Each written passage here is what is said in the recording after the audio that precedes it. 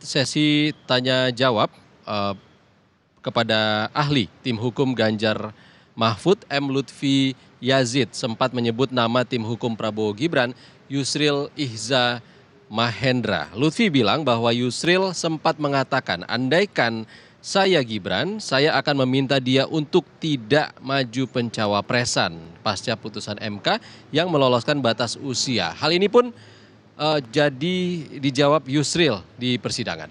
Berikut ini. Ada seorang pakar hukum tata negara, Yusril Ihza Mahendra. Dia di dalam wawancara dan di berbagai media dia mengatakan bahwa putusan nomor 90 Mahkamah Konstitusi itu cacat hukum secara serius, bahkan mengandung penyelundupan hukum. Karena itu dia berdampak panjang putusan MK itu. Sebab itu saudara Yusril mengatakan, andaikan saya Gibran, maka saya akan meminta kepada dia untuk tidak maju terus pencawapresannya. Saya mohon tanggapan dari saudara. Dan yang lain. Ya.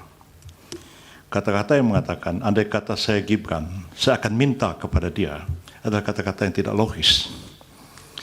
Andai kata saya Gibran, saya akan bersikap seperti ini, itu baru logis.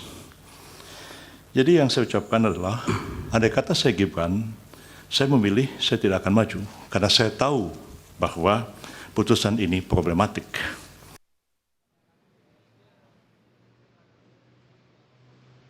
Sementara itu Yusril Ihza Mahendra pun menanyakan kepada ahli hukum tata negara Aan Eko Widiarto dalam sidang sengketa Pilpres terkait sampai kapan menunggu kepastian hukum dan keadilan. Dan ahli menjawab bahwa inilah tugas Mahkamah Konstitusi untuk mengakhiri perkara. Kata-kata yang mengatakan, andai kata saya Gibran, saya akan minta kepada dia, adalah kata-kata yang tidak logis. Andai kata saya Gibran, saya akan bersikap seperti ini, itu baru logis. Jadi yang saya ucapkan adalah, andai kata saya Gibran, saya memilih saya tidak akan maju, karena saya tahu bahwa putusan ini problematik. Pertanyaan yang mendasar adalah kepada saudara ahli, adalah satu perdebatan yang tak berujung di dalam filsafat hukum ketika kita mencari keadilan dan kepastian hukum. Kita tahu al-adlah adalah substansi daripada hukum itu sendiri. Tapi ketika kita berbicara dalam konteks penyelenggaraan negara, kita tidak mungkin mencari sesuatu yang tak berujung, tapi kita harus mengambil sebuah keputusan. Bahwa betul putusan 90 itu problematik kalau dilihat dari filsafat hukum, etik, dan lain-lain. Tapi dari segi kepastian hukum, putusan 90 itu jelas sekali.